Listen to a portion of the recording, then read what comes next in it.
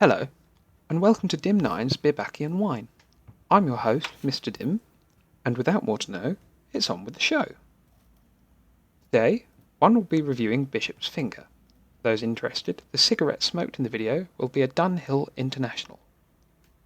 Bishop's Finger is brewed in Kent by Shepherd's Neame, brewery potentially dating back to 1573, though officially incorporated in 1698.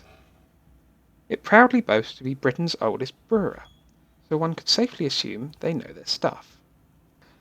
Bishop's Finger itself has been brewed since 1958, and takes its name from the finger-shaped signposts which pointed pilgrims on their way to the tomb of Thomas Becket in Canterbury, perhaps the second most historically important city in England.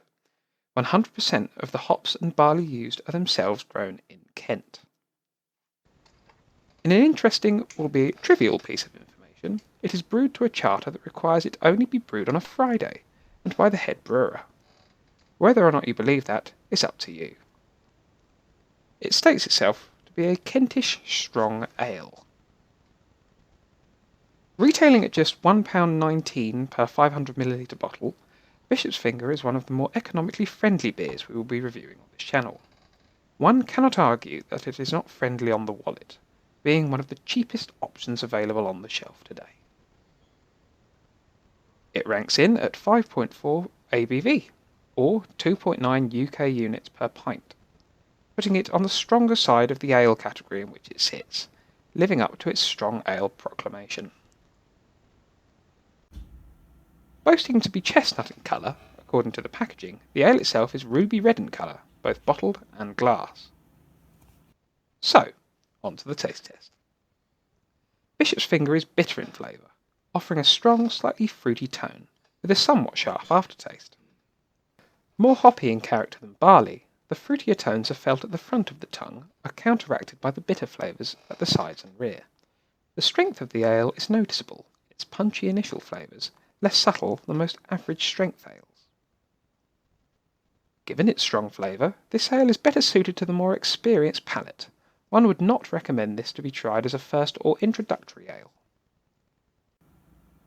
As one progresses through the bottle, its fruity flavours wane, as does its tanginess, as both it and you acclimatise to one another. Yet it remains equally strong in its more sour flavours. There is little nuance in this ale. It comes in bold with said flavours and is proud of it, living in the same way. In conclusion, Bishop's Finger is a relatively pleasant ale for the more experienced ale drinker, and is good for those who prefer a strong flavour and ABV to match. However, its sharp tang can be initially somewhat off-putting. Fail to acclimatise, and you will find yourself lumbered with a drink that you do not enjoy.